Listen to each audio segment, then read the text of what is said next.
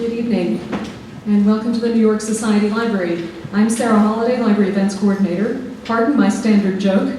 During the Gilded Age, Emily and Henry Folger collected thousands of folios, books, and manuscripts related to Shakespeare, and they did it entirely without the use of cell phones. Please silence your own phone for the duration of tonight's event. Thank you. We do have copies of tonight's book for sale by the corner bookstore in the Caluso Family Exhibition Gallery, and the speaker will be happy to sign copies following the event. A couple of weeks ago, we had a lecture by Joshua Kendall on his book, America's Obsessives. Josh told us about a range of notable Americans who might seem a little eccentric, but whose dedication to a habit, an idea, or a project yielded great results, from the first solo Atlantic flight to the invention of the Dewey Decimal System. He didn't include the Folgers in that book, but it seems like dubbing them among the champions of America's Obsessives, but in a mostly flattering way, would not be misplaced. Their focused dedication to a definitive American Shakespeare collection perhaps deserves the bard's words from As You Like It. Why then can one desire too much of a good thing? To answer that question, we're fortunate to have with us Stephen H. Grant. When he's not writing, Mr. Grant is a senior fellow at the Association for Diplomatic Studies and Training. His previous book, about Peter Strickland, illumined the little-known 19th century ties between New England and Senegal. The Washington Post called Collecting Shakespeare, crisply written and packed with facts and anecdotes, a superlative book, one that ranges from Amherst College in the 19th century to the Gilded Age of Standard Oil to the glory days of high-end book collecting. From the Folger Library to the Society Library, please join me in welcoming Stephen H. Grant.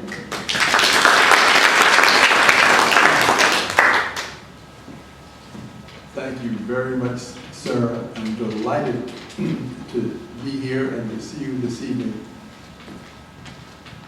The biographer's job is to capture a life or lives. We try to figure out what makes a person or persons tick, and then to convey this in an engaging way. The author often doesn't know what lies on the path of this pursuit. I ended up consulting records in 35 archives for this book in the United States and in the UK. One of the first things I did was to take a tape measure into the underground vault in the Folger Shakespeare Library to get an idea of what the order of magnitude was of the Folger's personal papers that I would have to go through in order to come up with some reasonable assessment of the couple. I came up with 424 linear feet. 424 linear feet. The earlier biography that Sarah referred to, biography of Peter Strickland, a sea captain from New London, Connecticut, who became the first American consul to French West Africa, had only 1 linear foot of material that I could find. And that project took me 6 years. So I'm not going to ask you to do the math when I wondered what I had gotten into. I came to this project too late to meet anyone who knew Henry Fulcher. Henry died in 1930. His wife, however, outlived him by 6 years. She died in 1936. And I was fortunate enough to locate, interview, and now have become a close friend of 5 grandnieces of the Fulchers. The Fulchers were a childless couple. Henry would refer to his books as his boys. So now we are going to embark on an illustrative talk about this unusual couple from the Gilded Age. Now what is this? Folgers Coffee. What might this relation be? A lot of people, when you mention the word Folger, it isn't the smell of antiquarian books that comes to their mind or their nostrils. The best part of waking up is Folgers in your cup, you may have heard before. But the amazing thing to some people is that the founder of Folgers Coffee was the uncle of Henry Folger. This is the same family. Folgers Coffee was founded in the 1850s in San Francisco. The Folgers have been living on Nantucket Island for 300 years.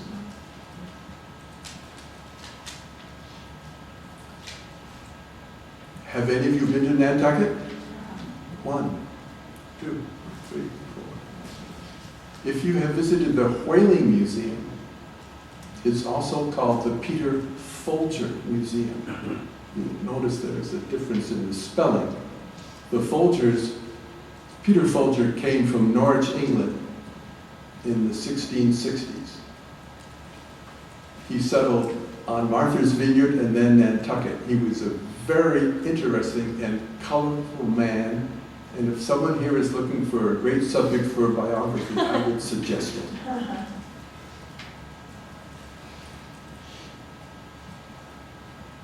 Nantucket was, as a matter of fact, a possible site on which to build the Shakespeare Library. So you might have been saying, well, let's get on the ferry and go over and watch a play at the Shakespeare Theatre.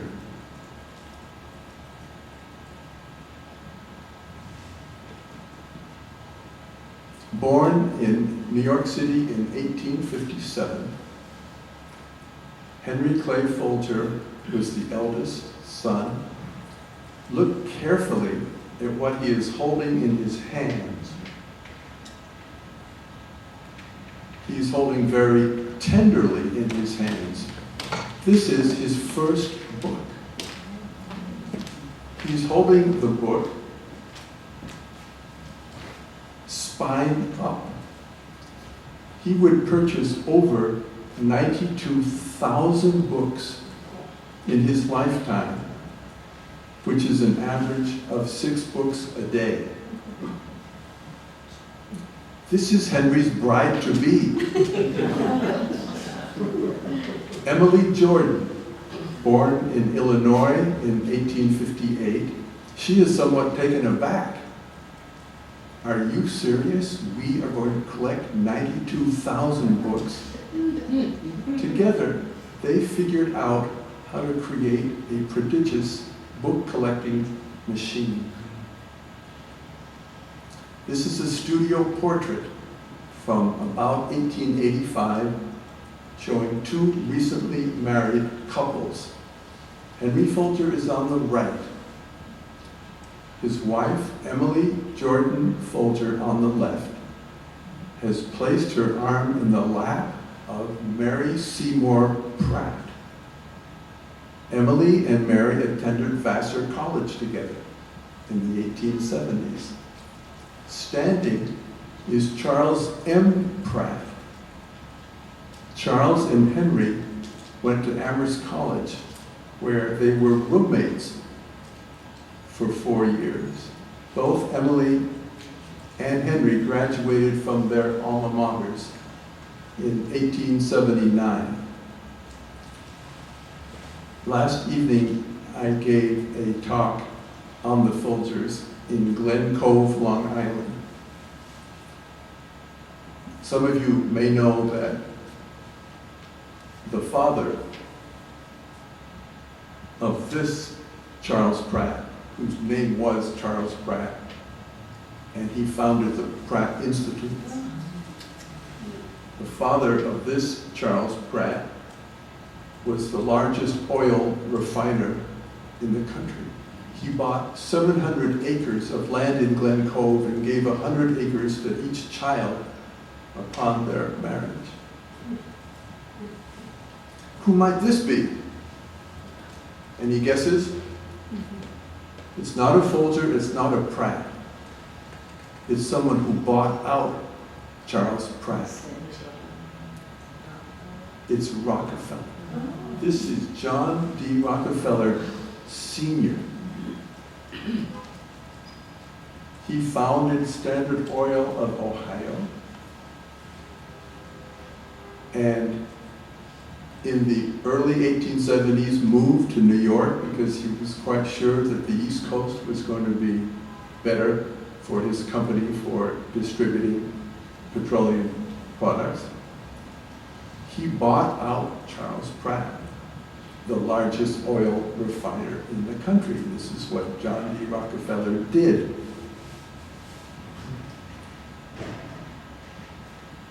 Henry Folger and Charles Pratt, 1 week after graduation from Amherst, went to work for John D. Rockefeller. If Henry had not worked for John D. Rockefeller, he would not have had the wherewithal to found the Folger Shakespeare Library.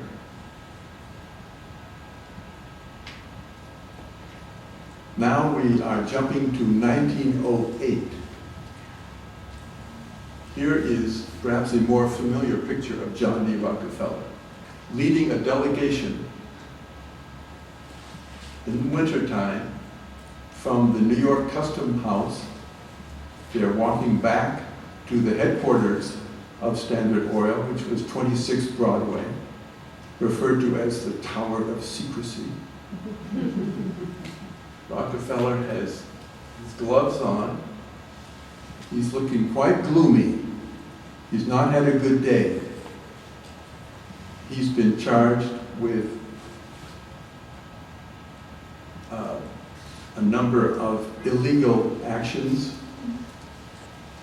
and with monopolistic practices in a lawsuit that would last 4 years and end up in the dissolution of Standard Oil into 34 different companies. Behind Rockefeller are his 2 young attorneys from the legal office at Standard Oil, who probably stayed up all night trying to prepare his defense. These are delighted messenger boys who had the opportunity to go out in the winter for a welcome stroll. On the left is a man who does not have an overcoat. He seems quite happy about what's going on, chipper fellow. Has a package of white something under his arm. Those are probably the stenographic trial records that this man was looking over, because this man also helped John D. Rockefeller prepare for his defense. That is Henry Folger. In 1908, Henry Folger had been made a director of Standard Oil of New Jersey. This is a company that later became Exxon.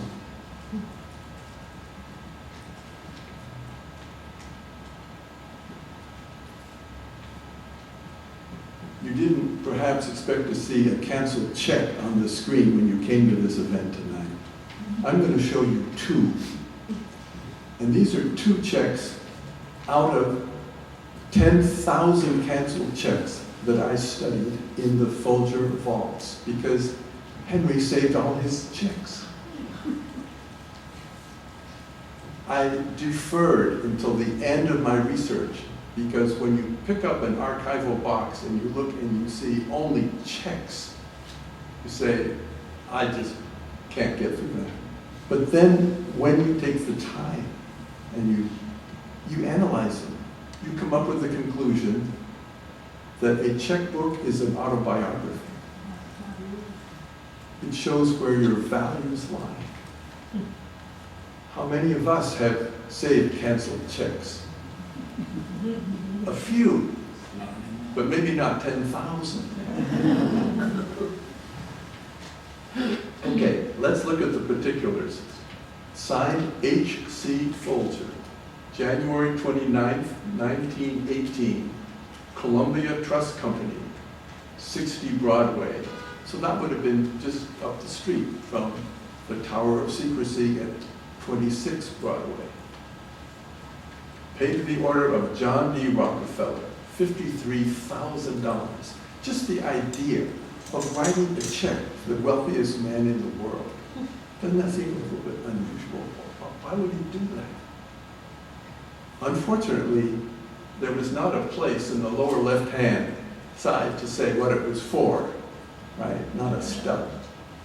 At any rate, $53,000 in 1918 is about $800,000 today. Folger was repaying a loan. As a book collector, especially at the level that the Fulchers were at, buying the best, the rarest, a lot of these books were sold at auction. Folger didn't go into the corner bookstore and look on the shelf. So you might know when books are going to be auctioned off because of catalogs and so forth, but you certainly have to get your ducks in order if you find out that you won something. And sometimes this happens. It depends a lot on the competition, of course. Here's a letter signed by John D. Rockefeller Sr. Perhaps you've not ever seen his signature. February 4th, 1919. I enclose a letter from Mr. Folger requesting a loan of $200,000. That is $3 million today. Asking your boss for a loan for $3 million today? And here's the answer. I regard Mr. Folger's paper as good as gold and his collateral of the best. This line was reproduced in Ron Chernow's biography, the Titan biography of Rockefeller. In 1919, John D. Rockefeller Sr. was 80 years old. He had long since stepped down from being head of Standard Oil, but he still followed everything. This is a document that I found in the Rockefeller Archives in Sleepy Hollow, New York.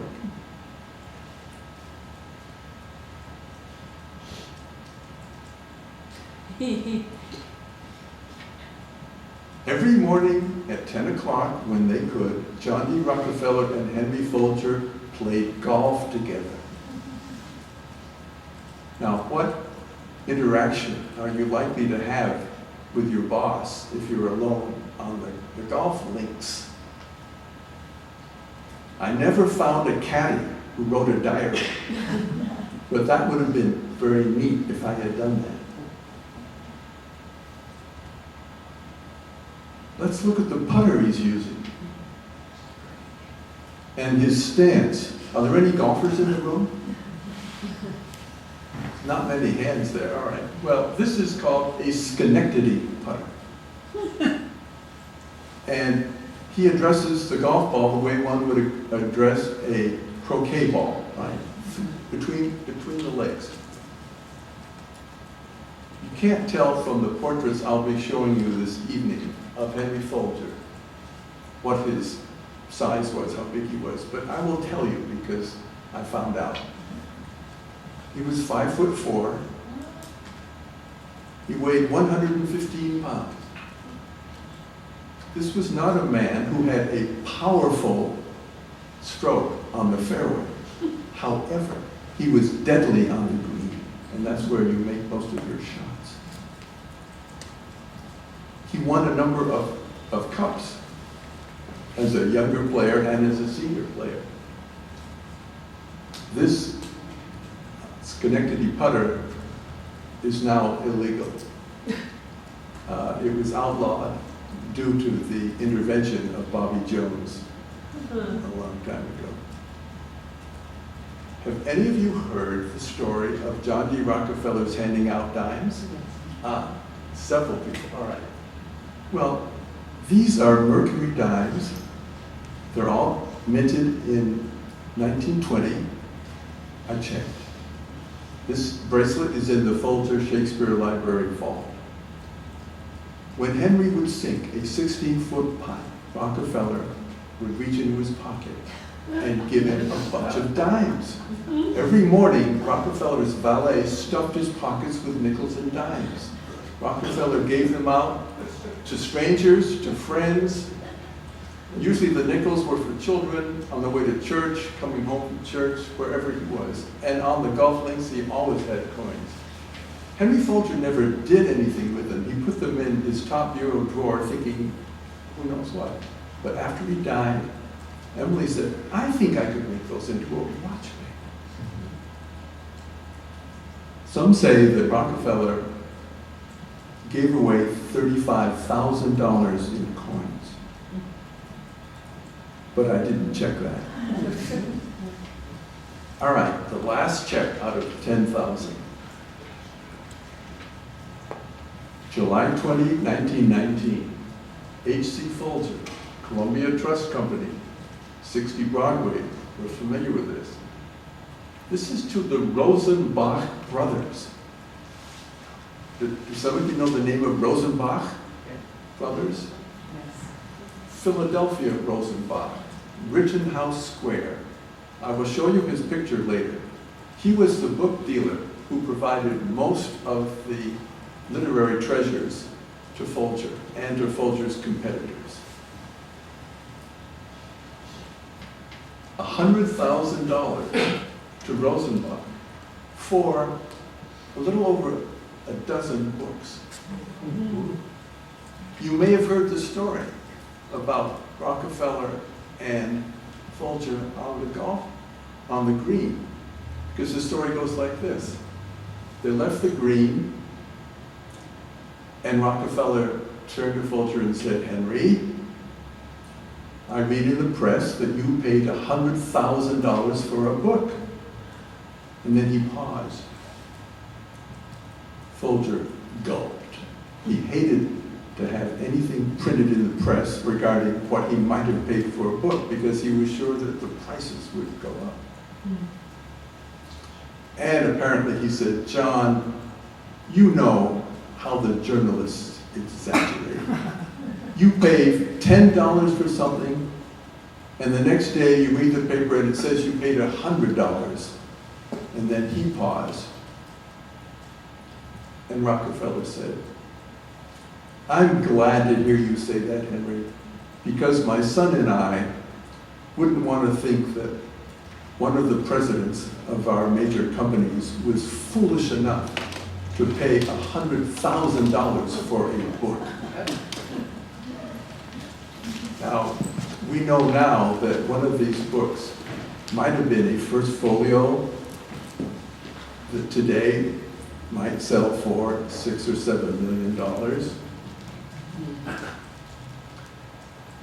Actually, one of the books that was bought in this purchase was a book that came out before the First Folio, and it came out in 1619. It's referred to as the Pavier Quarto. A quarto is a book about this size, whereas a folio is twice that size. And when Rosenbach sold this Pavier Quarto to Fulcher, he wrote Fulcher saying, you are now the owner of probably the most valuable book in the world.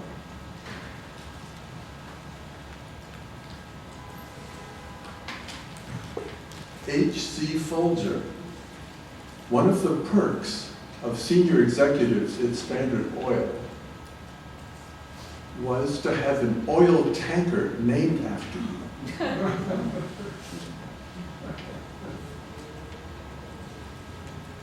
The H.C. Folger was built on Pier 70 in San Francisco in 1916 by Bethlehem Steel.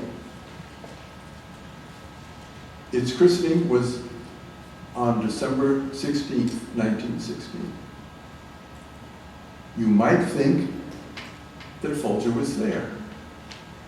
And maybe Mrs. Folger would have taken a bottle of champagne to christen him. Well, I know where Henry Folger was, because one of the things a biographer often does is to keep a timeline. Whenever there's a date of something that Folger did or Mrs. Folger did, I write it down. So I know that on this day, he was in New York, and he wrote to a trust company to borrow $20,000 to buy more Shakespeare. Folger had no interest in traveling across the country to christen a ship. This was an oil tanker that took different types of petroleum products to French and British ports during the First War. It was fired upon by German submarines. A torpedo ended up about 50 yards from it. They would carry 100,000 barrels of petroleum products. So senior executive perks have changed somewhat since then. Just as Folger collected, just as he saved his checks, he also saved his mailing labels. So you can imagine how many labels there might have been for 92,000 books, and it wasn't only books that he collected. This says, old books, duty-free, printed over 20 years ago. That sounds like a good deal. You bring in a First Folio, you pay no duty on it. H.C. Folger, Esquire, 26 Broadway, the address that we're now quite familiar with. This is Rosenbach. This is Abraham Rosenbach of Philadelphia. He had a PhD in English literature. Not many book dealers do. He could go toe-to-toe or head-to-head with Folger talking about English literature. His brother, Philip, handled the art for the firm, and Abraham handled the books. The Rosenbach Library includes all of the correspondence with Folger and with Folger's competitors. Rosenbach had antiquarian bookshops in Philadelphia and in New York. This is his New York shop that Folger often visited. It was located, if you can picture it, at 15 East 51st Street.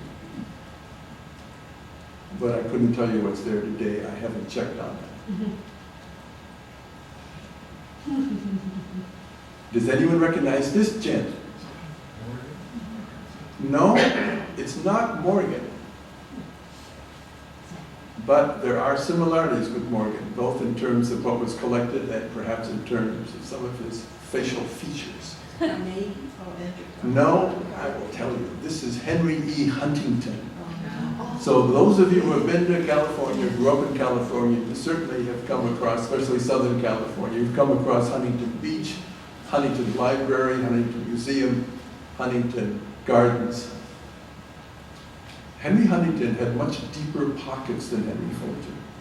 Folger bought just a few entire libraries.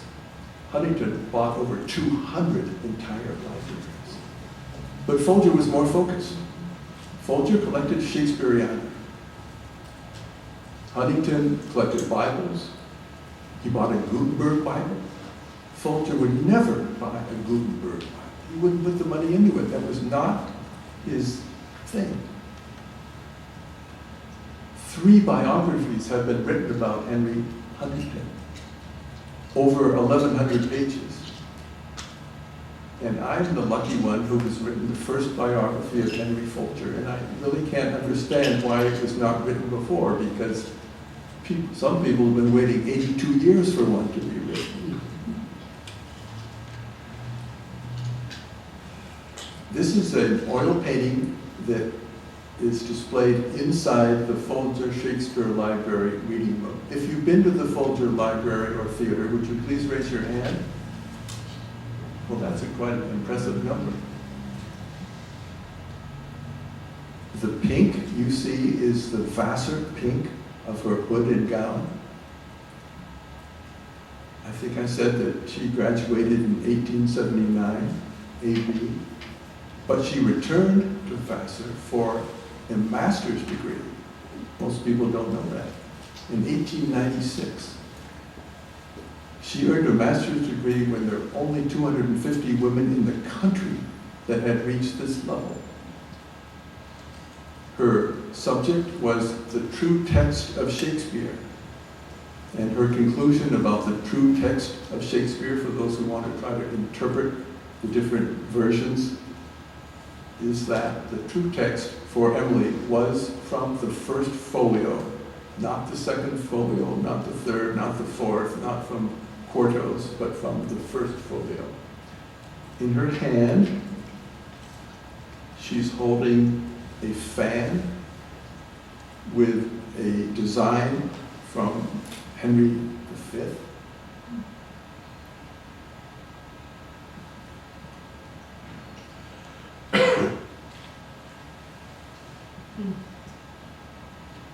This is Ellen Terry, the English stage actress who became the leading Shakespeare actress in Britain.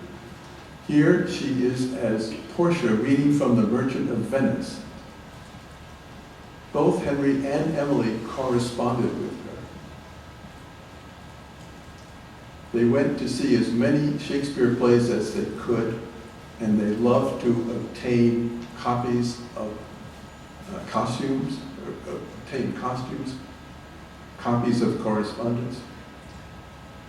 Emily wrote a play diary in which she described the 125 Shakespeare performances she saw in her life. She would not only write down the name of the play, the name of the actors, where it was put on, she would identify the actors that really caught the spirit of the play. She would examine the costumes for their historical accuracy. She would listen to an actor who lisped and write it down. She would listen to what people said in rows behind her and in front of her. She would go back the next week, watch the same play to see whether the actors had taken account of the critics in the press.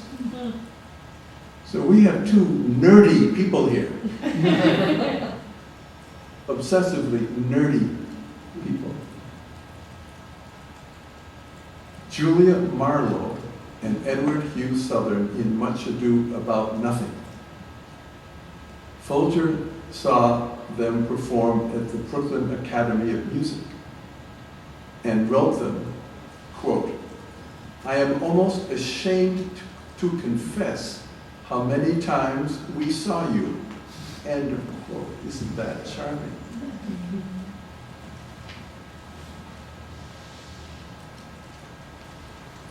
This is a photograph of Emily dressed in the Julia Marlowe costume when she played Portia. It's a purple velvet gown with lace collar. The Fulchers spent vacations in the spring in my state of Virginia. They motored to Hot Springs and stayed in a resort called the Homestead. Emily would take the baths. She went there for her health. Henry would play golf. There was quite a distance from the accommodations to the bathhouse. And the grande dame who went to the homestead developed a habit of dressing up to go to the bathhouse. They would wear trimmed chiffons and elaborately embroidered silks. And this is what Emily wore. And she probably got the prize if there was one. Now here's the companion portrait to the one we saw earlier of Emily. This is of Henry. The portraits are by Frank Salisbury, who was known as Britain's painter laureate. He painted the first portrait of Queen Elizabeth II. What he is holding in his hands, and think back on what he was holding in his hands at age 2. And the position of his hands is strikingly similar. This was a very consistent man. He's holding in his hands the Pavier Quarto, the 1619 collection of 9 quartos that he had paid a great deal of money for. Henry is wearing his purple Amherst hood and gown. He received an honorary degree in letters from Amherst in 1914. This gentleman's name is Herbert Putnam. He's not particularly well known today. He was succeeded as Librarian of Congress by someone who is much better known, and that is Archibald MacLeish. Herbert Putnam was the longest serving Librarian of Congress, 1899 to 1939. And he was in large measure responsible for the fact that the Folger Library is in Washington, and it is very near the nation's capital, 2 blocks away, and it's right across the street from the Library of Congress. And we'll get to that story. This is the building that Folger bought up over an 8-year period in order to have demolished for the Folger Library to be built. This is an opulent set of red brick row houses called Grant's Row. My name is Grant, but it has nothing to do with my family. Grant was a Union veteran and an architect from Milwaukee. What had happened was that the Folgers bought up these properties as the leases expired. It took them a long time. They did it secretly. Again, Folger didn't want his name to be in the press because he was sure that the Shakespeare volumes would become more expensive. And just when he had finished buying this whole block of row houses, he read in the paper that the Library of Congress, in particular Herbert Putnam, was going to build the Library of Congress Annex on this property. Fulcher and Putnam had never met. They were aware of each other. And Fulcher wrote the most moving letter to Putnam saying, "Do I understand that I have to look elsewhere for a place for my Fulcher, for my Shakespeare collection to reside?" Another Librarian of Congress might have said something like, "Well, that's life in the big city, good luck." But he didn't. He said, "We are perfectly complementary. We are public and you are private.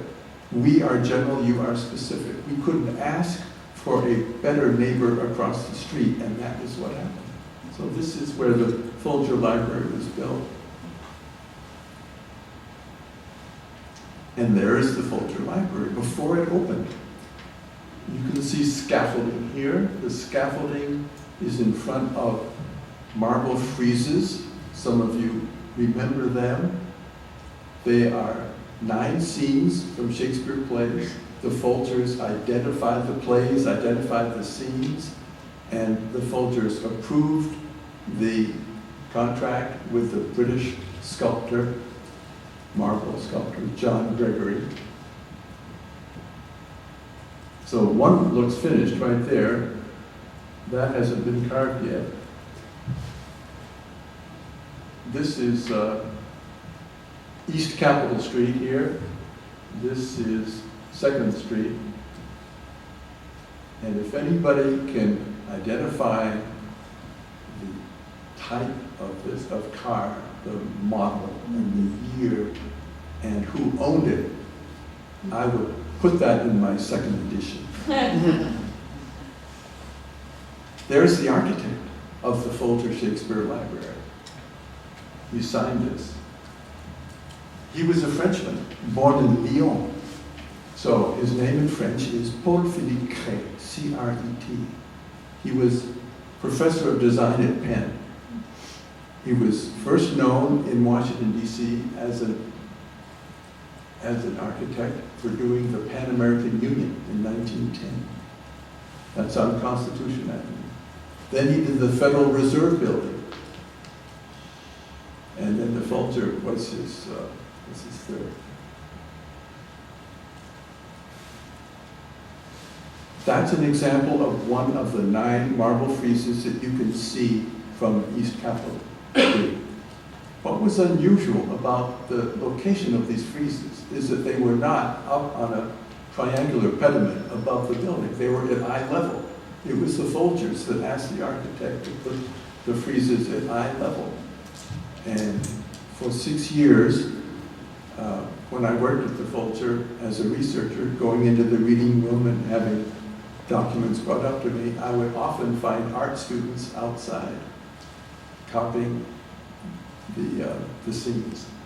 This is King Lear.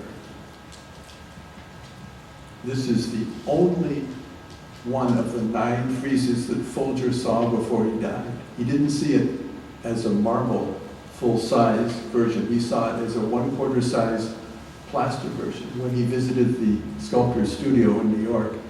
And he felt so good as he left. He said, "I will sleep well tonight," because he wanted to be sure that the sculptor had captured all of the agony in his face. This is dedication day of the Folger Shakespeare Library. Of course it was on Shakespeare's birthday. That's April 23rd. And of course you are aware that just a couple of weeks ago marked the 450th anniversary of Shakespeare's birth. So this event took place on the 368th birthday. Here's the motorcycles of the Secret Service. A crowd gathered because the presidential limo was parked outside. The president of Amherst College presided over the dedication ceremonies. And you might say, Amherst College, well, why was that? Well, Henry Folger wrote a will, and in the will he said that after giving funds to his family members, he wanted all of his estate to go to Amherst College for the endowment, the construction of a library, and paying of staff for the Folger Library.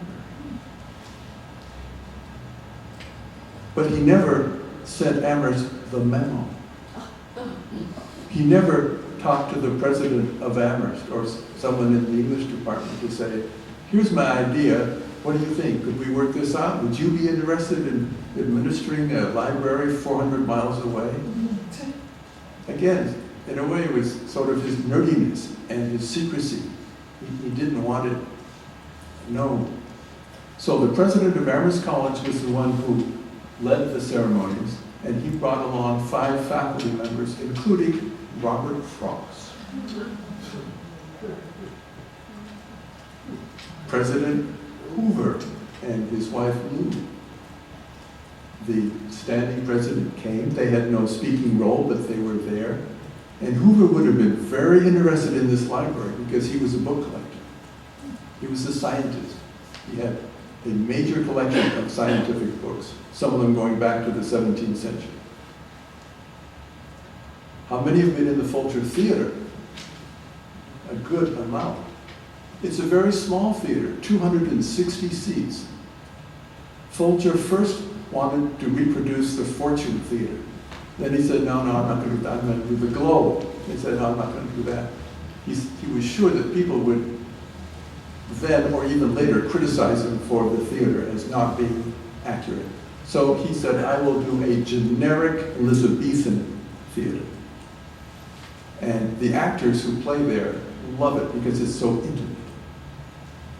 The first Shakespeare play that was performed there was many years after the dedication in 1932. It was in 1949 because there's a lot of wood there, as you can fell, and the fire marshal did not approve it being used. It had to be fireproof. So that was done in about 1970, but they did put on Julius Caesar. It was the Amherst College maskers that put on Julius Caesar in 1949. This is the reading room of the Folger Library.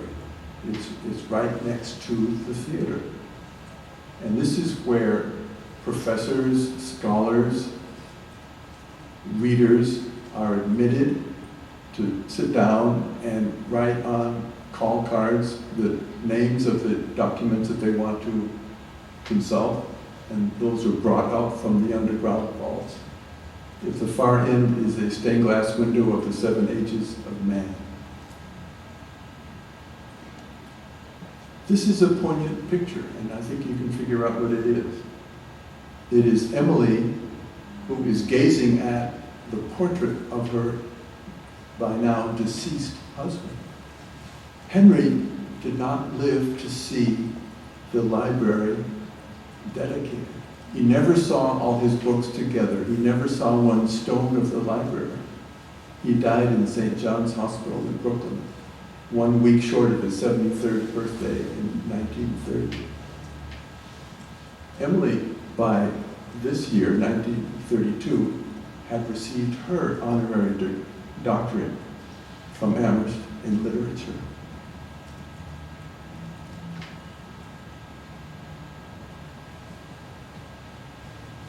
One week after the Folger Library was dedicated, a pilot took off from Hoover Airport, which is where the Pentagon is now, and flew over the Capitol. There's the Folger. Brand new. Here's the Library of Congress where Herbert Putnam's office was. So they're right across the street. This is 2nd Street. This is East Capitol. Now what's this? This is an empty lot. What is there now? The Supreme Court. We seem to think the Supreme Court's been there forever. It was built after the Folger, but the same decade. In the late 30s, the Supreme Court. So, and this area looks very different today.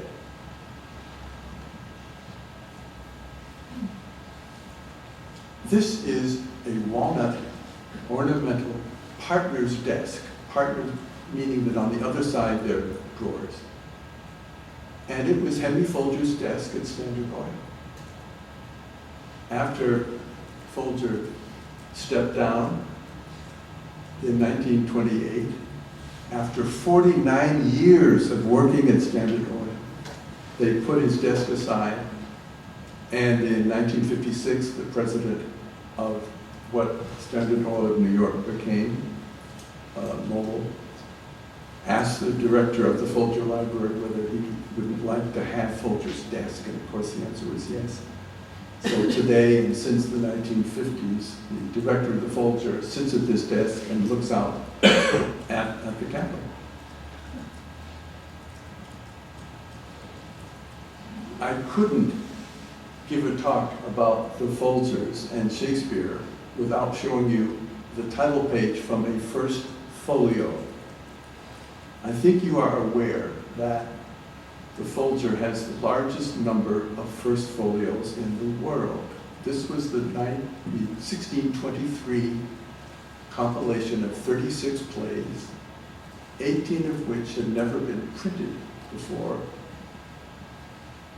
that came out in London. There were maybe 800 copies that were printed.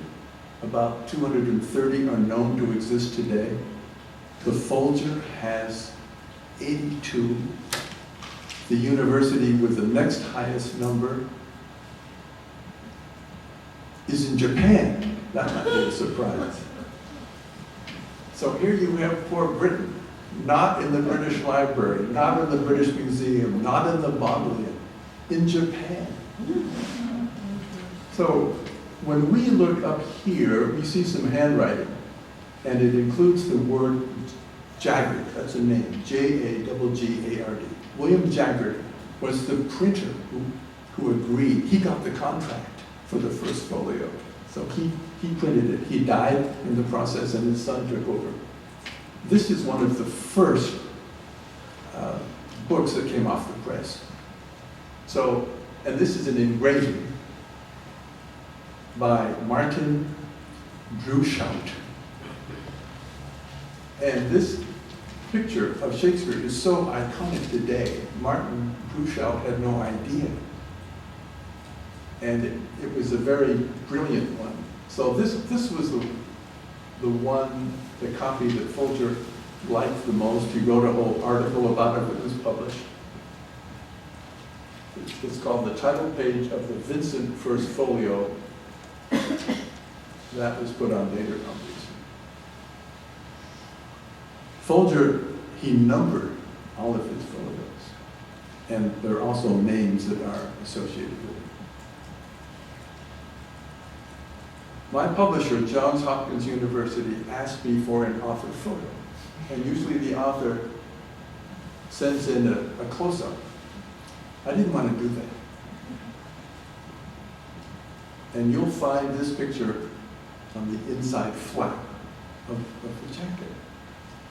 I'm in the original reading room. And I'm standing between Henry and Emily. And behind me is a bronze plaque. And the plaque gives the names of Henry and Emily, their date of birth, their date of death. And behind the plaque are two urns with their ashes. So we know that the Folger Library is a library. That's what Fulcher wanted it to be. It's also a theater. It's a museum. They have over 200 paintings there. And it's a mausoleum. So whereas my head may be very small as an author's photo, I'm also in very big company.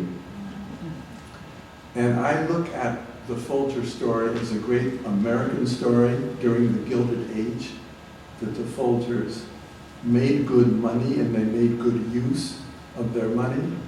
I've tried to outline this evening how they made their money and how they spent their money.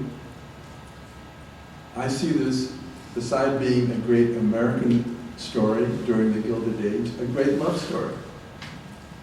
Henry and Emily loved each other, and they both loved Shakespeare. And you have Will with quill in hand up here. So I call this trinity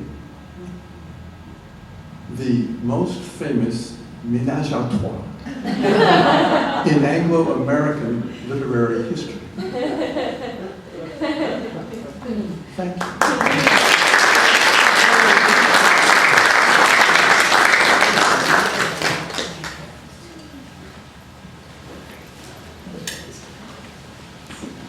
I'd like to make one point before questions, and that is that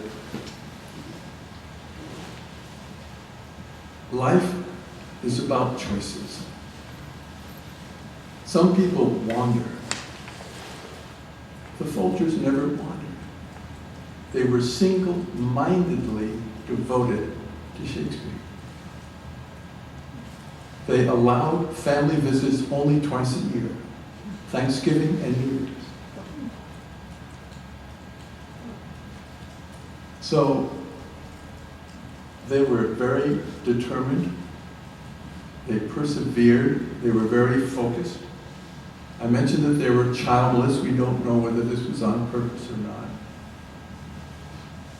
So today we might call them obsessively nerdy. But what they have left behind has allowed this library on Capitol Hill to attract scholars from all over the world, including a lot of Brits who thought they might be able to have their PhD thesis done by staying in England. So I hope that you will visit the Fulcher. If you haven't, there's folger.edu. You can go online and find out what they have in their collection. I couldn't get into much of the collection today. but I'd be very happy to answer questions, or if you'd like to make comments. I've already talked to someone here who, not right here, but I think outside, who as a high school student in Fairfax County had an internship at the Fulcher. That's pretty rare, but that's great. It is opening up, and they're doing a lot more in the education sphere. In the corner, please. Can you confirm, I was told that during his lifetime, Folger was hated by all the English literature professors because books that had been typically in stately homes in England where you could go to study them by groveling properly and have your butler let you in, were now in warehouse because Fulcher didn't have space in his apartment for them during his lifetime, so he stored all of them. Is that correct? Yeah, that's a very important point. Where would they put 92,000 books? The Folgers lived in Bedford-Stuyvesant. They first lived, you probably know these addresses, they lived on Lefferts Place, number 212. It's still standing. And they lived at 24 Brevoort Place. 24 Brevoort, they lived longer. It's a large brownstone. And when the grandnieces visited it, they opened all sorts of doors, and all they saw was books. But the Folgers realized the value of the property that they had, and they knew that they could not keep the expensive items on their premises. So they rented space in storage warehouses in Brooklyn and Manhattan. They rented a space in bank vaults. And probably the largest space was in the Standard Oil vault on 26 Broadway. Fulcher had the reputation of being a hoarder. He was asked to loan copies of what he had acquired, these irreplaceable books, to help Shakespeare scholars. He was always very polite in his responses, saying, "I'm very sorry that I'm not able to help you. I wish I could, and I hope that someday soon I will have a library where you can consult these." But for those of you here who are collectors, you know that it's hard to stop collecting. He wanted to stop collecting and to focus on the design of the library, but every time he would try that, there would be a new sale. So at any rate, I think I've touched on a couple of the points. Is that satisfactory? Yes. Does Amherst College now administer the Folger Library? That's another fascinating question, because colleges today have a lot of issues to resolve on their campus, right? So in this case, from 1932 until 2005, the Amherst College trustees administered the Fulcher. So when board meetings were held, it would be the Amherst trustees that would come to Washington, meet in the boardroom, and make the decisions. Decisions including the identification, the hiring of a director, what sort of collections should be expanded. In 2005, by a common accord, the Folger Library developed its own board of governors. And I think both parties feel better about it now. Are they still Yes? Are they still collecting? Oh, they're still very much collecting, yes. Yes, Folger wanted it to be mainly based on Shakespeare, but not only Shakespeare, and over the years and decades they have expanded. So if you were to interview those readers that come to the Folger, probably 3/4 of them are not working on Shakespeare. But if you go to the theater, 2 out of 3 plays that they put on are Shakespeare. The one finishing right now is what they call Two Gents, right? Two Gentlemen of Verona, and Cymbeline will be playing soon. And 1 out of 3 is generally not Shakespeare. Yes? So does Amherst still own the library? Yes, it does. It certainly does. Yeah. So, I'm an Amherst graduate. I heard about Folger when I was at Amherst. I graduated 84 years after Folger did. Yes, so it does still own the Folger, but I get the annual report of Amherst College as a graduate. I get the annual report of the Folger as someone who is interested in that institution. And it's the same finance committee of the Amherst College trustees that invest and keep track of the funds. They actually own the Folger, Yeah. or is in trust? I think it has to be in trust, yes. Yes, yes. Oh, in one of the fields have the collections expanded Right. outside of the Shakespeare. Yeah, into what other fields? Just about everything. There are, if you look at the fellowships that are granted and the researchers who come, they could be looking into medicine, they could look into politics, they could look into herbs, they could look into armor. The Folger's collection was pretty wide. It wasn't only literary. So I think what identifies it is the period. The main period is from 1475 to 1715. If you have books after that period, they're not as complete, and people don't generally come to the Folger for those. In terms of what you can have access to, there are modern stacks, and at the Folger, modern is from 1830 on. Yes, Interested in Shakespeare in other languages, would you find? translations is very big, yes. Lots of foreign scholars come. They look at early translations, just about every language, every conceivable language. The Fulcher is always open to gifts, and it also buys. So just as Emily Folger went through the auction catalogs, so does the librarian at the Folger now.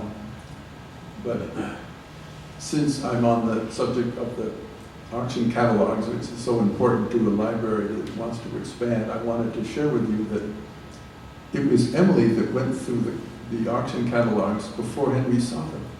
They were sent to Henry, he would bring them home, and during the day, Emily would go through the catalogs. And when I said that there were, didn't I say 424 linear feet? 2/3 of that were catalogs. She went through all the catalogs. And if she saw an item that she thought they needed for the collection, she would put a question mark, turn down the corner of the page, and when Henry came home from his day job, she would probably say, "Henry, we need this, don't we?" And then Henry would spend half of the night putting together a bid list, send it off to his commission agents in London, and then later he would think about it and said, "Oh, I think I better offer more," or he might pull back his bid.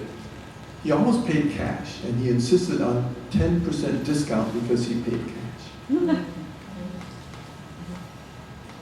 Mr. Grant, thank you so much. I'm sure if anyone wants to buy a book, anyone wants to ask further questions? I will linger if you'd like to go up to me, and I will also linger around the signing table. Okay.